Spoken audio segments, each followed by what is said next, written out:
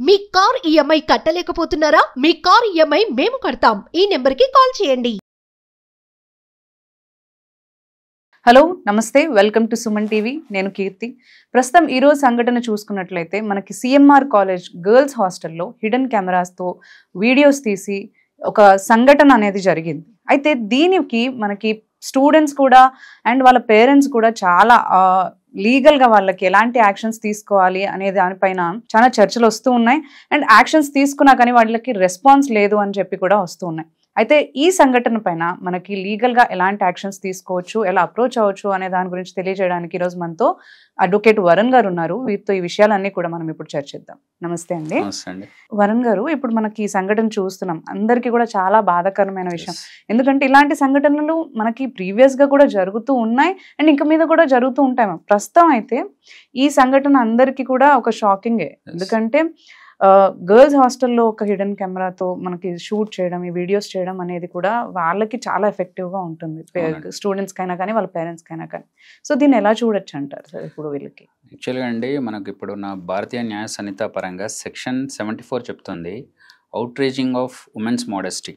అంటే ఒక ఉమెన్ వాళ్ళ వెంట ఫాలో అయినా కానీ లేకపోతే వాళ్ళకి ఏదో రకంగా ఇబ్బంది కలిగించినా కానీ వాళ్ళకు ఒక పెయిన్ని గురి చేస్తే అన్నీ కూడా ఉమెన్ మోడెస్టీని అవుట్రీచ్ చేసినట్టు అవుతుంది. దానికి 1 year నుంచి 5 years వరకు కూడా పనిష్మెంట్స్ ఉన్నాయి. అండ్ సొసైటీలో కూడా చాలా ఇదిగా చూడాల్సి వస్తుంది. ఎందుకంటే మీరు ఎంత బాధాకరమైన విషయం ఇది. యాక్చువల్గా వాళ్ళు కొన్ని lakhs of money పే చేసి హాస్టల్లో వాళ్ళు ఉంటున్నారు. అలాంటిది ఒక వార్డెన్ ప్రమేయం లేకుండా జనరల్గా ఎవరు బయట వాళ్ళు రారు.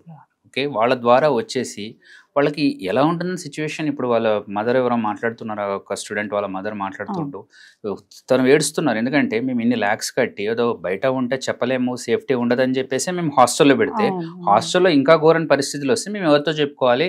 ఇది మహిళా కమిషన్ కూడా ముందు చేయాలని, వాళ్ళకి కంప్లైంట్ చేయాలి, ముందుకు తీసుకెళ్ళాలని కూడా వాళ్ళు అంటున్నారు. అంటే ఎలాంటి పరిస్థితులు వస్తున్నాయి అంటే ఇక్కడ సేఫ్టీ ఏంటి? వాళ్ళేదో మూవీకో ఎక్కడికో వెళ్ళిన పరిస్థితులు చూస్తారు, వీళ్ళు చూసి ఆ వార్డెన్కి ఏదో మనీ ఇస్తారు. ఆమె ప్రమేయం ఉందండి, మనకు క్లియర్ కట్ కనిపిస్తుంది. అంటే కొన్ని సందర్భాల్లో ఇక్కడ ఉమెన్ని కూడా ఇన్వాల్వ్ చేస్తారు. ఉమెన్స్ హాస్టల్కి ఎవరు లేడీస్ వస్తే ఎవరు కూడా అంత పట్టించుకోరు. మగవాళ్ళు వస్తే ఎవరన్నా అడుగుతారు, వాళ్ళకి ఏదో మనీ ఇచ్చి ఏదో చేస్తూ ఈ హాస్టల్లో ఈ వాష్రూమ్స్లో ఈ కెమెరాలు ఇవన్నీ ఫిట్ చేసి నాకు తెలిసి లేడీసే చేసి ఉంటారు. అంటే because of some money impact వాళ్ళే చేస్తున్నారు. అండ్ చాలా కఠినంగా శిక్షించాలి. అసలు భారతీయ న్యాయ సంహిత కూడా సరిపోదు ఇట్లాంటి వాటికి. ఎందుకంటే మనకి ఎప్పుడైనా పనిష్మెంట్స్, ఫర్ ఎగ్జాంపుల్ అర్థశాస్త్రం ఉంది చాణక్యుడిది, అక్కడ ఎక్కడ మనం మనీ ఎలా సంపాదించాలో ఉండదు. మనం ఏమన్నా ఎవరి డ్యూటీ వాళ్ళు చేస్తే మనీ ఎలాగో ఎకానమీ రొటేట్ అవుతుంది అంటారు ఆయన. ఓకే, అందరి డ్యూటీ చేయని వాడికి పనిష్మెంట్లు ఎంత ఘోరంగా ఉండేవంటే, ఒకడు తప్పు చేస్తే వీడికి ఇచ్చిన పనిష్మెంట్కి ఇంకోటి ఎవడు చేసే ధైర్యం చేయడు. అలా ఉండాలి పనిష్మెంట్. ఓకే, కొన్ని సందర్భాల్లో లైఫ్ కూడా ఇచ్చి ఉంటారు. ఇక్కడ ఏంటంటే ఈ మామూలు సెక్షన్స్ ఏమైనా పెట్టేసి అందులో ఏదో లూప్ హోల్స్ ఉండటం వల్ల దాని నుంచి మళ్ళీ బయటికి రావటం కామన్ అయిపోతుంది ఈ రోజుల్లో. కానీ ఇది చాలా ఘోరం అండి, ఇలాంటివి జరగకూడదు. అండ్ ప్రతి ఒక్కళ్ళు కూడా ఆలోచించాలి, వాళ్ళ ఇంట్లో ఆడవాళ్ళు ఉంటారు అండ్ మెయిన్గా ఉమెన్ ఆలోచించాలి. ఇలాంటి పరిస్థితులు వస్తే ఎలా, వాళ్ళ పేరెంట్స్ ఎంత ఏడుస్తున్నారు ఒకసారి చూడండి. ఎంత ఘోరం పరిస్థితులు. బయట వద్దని చెప్పి హాస్టల్లో పెడితే హాస్టల్లో సేఫ్టీ లేకపోతే పల్లెటూరు నుంచి అక్కడి నుంచి వచ్చిన వాళ్ళు జనరల్గా హాస్టల్లో ఉంటారు, జనరల్ ఇక్కడ రెసిడెంట్స్ కాదు. వాళ్ళు ఎంత ఆలోచించాలి, వాళ్ళ ఆరోగ్యం మీద ఎంత ఇంపాక్ట్ అవుతుందో ఒకసారి చూడాలి. వాళ్ళు కూడా వాళ్ళతో ఉంటే ఎలాగో వీళ్ళు ఉన్న సిచ్యువేషన్స్కి సేఫ్ కాదేమో అనే ఉద్దేశంతో ఒక మంచి సేఫ్ ప్లేస్లో చదువుకొని మంచిగా ప్రయోజకులు అవుతారు అనే వీళ్ళు హాస్టల్స్కి అప్రోచ్ అయ్యి వెళ్తూ ఉంటారు.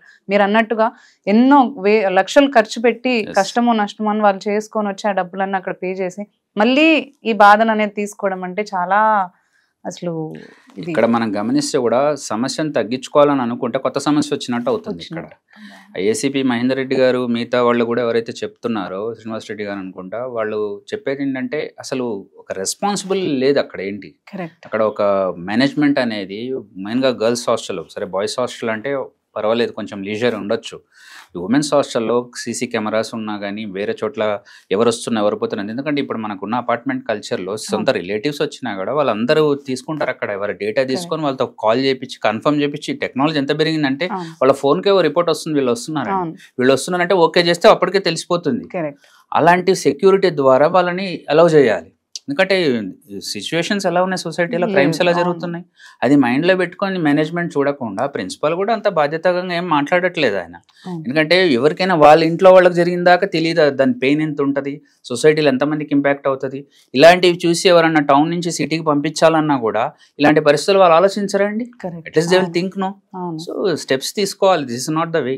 వీళ్ళు అదే పేరెంట్స్ ఇంకా స్టూడెంట్స్ వీళ్ళు ఎంత చెప్తున్నా ఐ మీన్ లైక్ యాక్షన్ ఏం తీసుకోవట్లేదు అని అంటున్నారు. అది ఎంతవరకు నిజం అంటారు? యాక్చువల్గా అండి ఇప్పుడు మేనేజ్మెంట్ ఉంది, హాస్టల్ నిర్వర్తిస్తున్నారు, దట్టు లేడీస్ హాస్టల్ అని తెలుసు. ఒక స్టూడెంట్ వచ్చి కంప్లైంట్ ఇవ్వకముందే వీళ్ళు అలర్ట్గా ఉండాలి కదండి. ఏం చేస్తున్నారు ఫుడ్ విషయంలో కూడా కొన్ని చోట్ల మనం చూస్తే నిన్న మినిస్టర్ ఉత్తమ్ కుమార్ రెడ్డి గారు ఏదో ఎస్సీ హాస్టల్స్ ఇక్కడ ఒక ప్లేస్కి వెళ్ళి వాళ్ళతో పాటు భోజనం చేశారు. చాలా చోట్ల కలెక్టర్స్ కూడా వెళ్తున్నారు. ఎందుకంటే వీళ్ళు పోయి తనిఖీలు చేస్తే, వీళ్ళు పోయి ఉంటే చూస్తే కూడా వాళ్ళకి అసలు ఎగ్జాక్ట్ రిపోర్ట్ తెలుస్తుంది. ఏదో ఫేక్ రిపోర్ట్ రాదు, ఎగ్జాక్ట్గా ఏం జరుగుతుందో ఫుడ్ కూడా చెక్ చేస్తున్నారు. సో ఫుడ్ విషయంలో కానీ సేఫ్టీ విషయంలో కానీ మేనేజ్మెంట్ చూసుకోవాలి. ఒక అమ్మాయి వెళ్ళి కంప్లైంట్ ఇచ్చే వరకు రావద్దు అసలు. ఎన్నో హాస్టల్స్ ఉన్నాయండి ఇక్కడ మన హైదరాబాద్ మిక్స్డ్ కల్చర్, ఎక్కడి నుంచో వచ్చి ఇక్కడ ఉంటున్నారు, జన పేయింగ్ గెస్ట్ హాస్టల్ కల్చర్ మన దగ్గర ఉంది, బెంగళూరు లాగా మన దగ్గర కూడా ఉంది. కానీ ఆ మేనేజ్మెంట్ చూసుకోవాలి. అది వితౌట్ గివింగ్ కంప్లైంట్, ఒకవేళ కంప్లైంట్ రేజ్ చేస్తే వాళ్ళు దాన్ని స్టెప్స్ తీసుకొని దాన్ని సాల్వ్ చేయాలి. ఇప్పుడు కంప్లైంట్ ఇస్తే ఫింగర్ ప్రింట్స్ ఉంటే దాన్ని మాయం చేయడం కాదు, ఏదో విట్నెస్ దొరకొద్దని. That is not the way. They have to స్ట్రిక్ట్గా చూసుకోవాలి. నువ్వు మనీ ఇంత తీసుకుంటున్నావు కదా, దాన్ని ప్రొఫెషనల్గా సేఫ్టీ మెజర్స్ ఉండాలి కదా. సో అది ఖచ్చితంగా మేనేజ్మెంట్ ఫాల్ట్ అని అంటాను నేను. ఇప్పుడు వీళ్ళు ఎలా అప్రోచ్ అవ్వాలంట స్టూడెంట్స్ ఏమైనా ముందు ఆ వార్డన్ని వాళ్ళు కన్సిడర్ చేయాలి. ఖచ్చితంగా లేడీ వార్డన్కి తెలియకుండా జరగదు. ఎవరు అవుట్ సైడ్ ఎవరు వస్తారండి గర్ల్స్ హాస్టల్కి, ఆమెకు తెలియకుండా ఉండాలి. ఆమె తరోగా ఇన్వెస్టిగేట్ చేయాలి, దాని నుంచి నిజాలని రాబట్టాలి. ఇది మహిళా కమిషన్ కూడా వెళ్తుంది, దీని మీద ఖచ్చితంగా స్టెప్స్ తీసుకుంటారు. ఉమెన్ మోడెస్టీని అవుట్రేజ్ చేశారు కాబట్టి outraging of women modesty section 74 of Bharatiya Nyaya Sanhita పరంగా స్టెప్స్ ఎలా తీసుకోవచ్చు, కేసెస్ ఫైల్ అవుతాయి. ఖచ్చితంగా స్టెప్స్ సీరియస్గా తీసుకోవాలి. ఎందుకంటే మళ్ళీ వేరే చోట ఇలాంటి సందర్భం రాకూడదు. ఖచ్చితంగా అది ఉంది. వీళ్ళకి ఎలాంటి పనిష్మెంట్ వచ్చే అవకాశం ఉందంటారు ఒకవేళ ప్రూవ్ అయితే మినిమం 1 year నుంచి 5 years వరకు ఉందండి పనిష్మెంట్.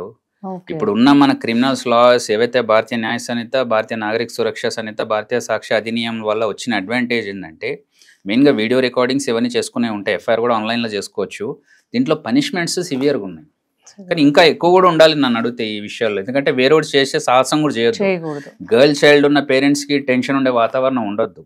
ఇవన్నీ ఉన్నాయి కదా అని సేఫ్గా ఉండాలి వాళ్ళు. అలా జరగాలంటే జరిగిన వాడికి ఖచ్చితంగా పనిషబుల్ ఉండాలి, విగరస్ పనిష్మెంటే ఇవ్వాలి నన్ను అడిగితే. ఆ ఉమెన్ ఎవరైతే ఉన్నారో ఆమెను ఇప్పుడు సస్పెండ్ చేశారంట, ఆ వార్డెన్ ఆమెను తీసుకొని ఆమెను ఇన్వెస్టిగేట్ చేసి ఆమె నుంచి అన్ని నిజాలు బయట పెట్టాలి.